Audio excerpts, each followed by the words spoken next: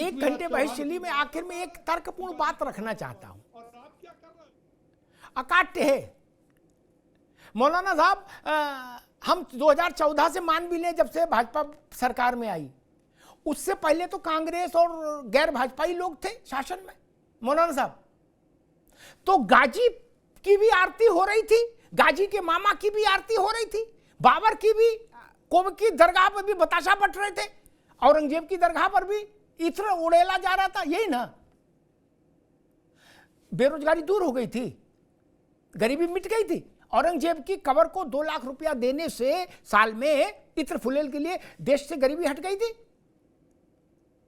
गाजी का मेला और डबल लगा दो, गरीबी हट गई थी।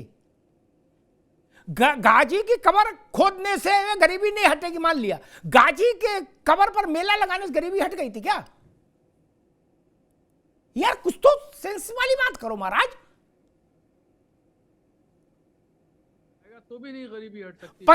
45 साल तो एक ही परिवार का शासन रहा देश में। वो लोग तो बाबर की कब्र तक हो आए थे। ये तो यहां सपाही तो कभी गाजी में उलझे, वो लोग तो बाबर की कब्र वहां तक हो आए थे। वो लोग इनसे तेज हैं।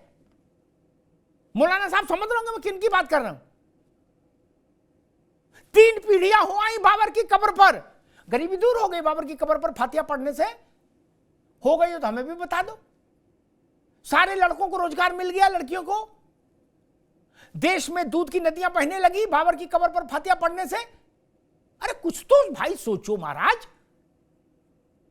बाबर की कब्र पर जाके माथा टेकने वाले लोग, आपको सुहेल देव महाराज नहीं दिखते? उनकी मूर्ति पर जाके आप माथा टेके? नहीं। बाबर की कब्र पर जाके माथा टेक लिए मौलाना साहब, लेकिन अयोध्या जाके रामलला के दरबार में माथा नहीं टेक पाए लोग। औरंगजेब की कब्र पर फूल चढ़ाने चले गए। बहराइच में दरगाह पर जाते हैं लोग। और एक आखिरी बात कहता हूं, मौलाना साहब ने बड़े आंकड़े बताए, विद्वान व्यक्ति हैं, मैं उनसे बड़ा प्यार भी करता हूं।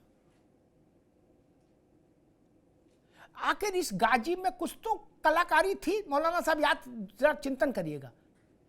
विजय भाई आप भी, ये जब आप कह रहे हो तो बच्चा था, चिंटू था, आपने कहा चिंटू था, बिल्कुल। क्या इस चिंटू की बहराइच वाली दरगाह पर बड़े बड़े जिले इलाही नंगे पांव गए? मैं बताऊं, अकबर भी उनमें एक है। क्या क्यों गए?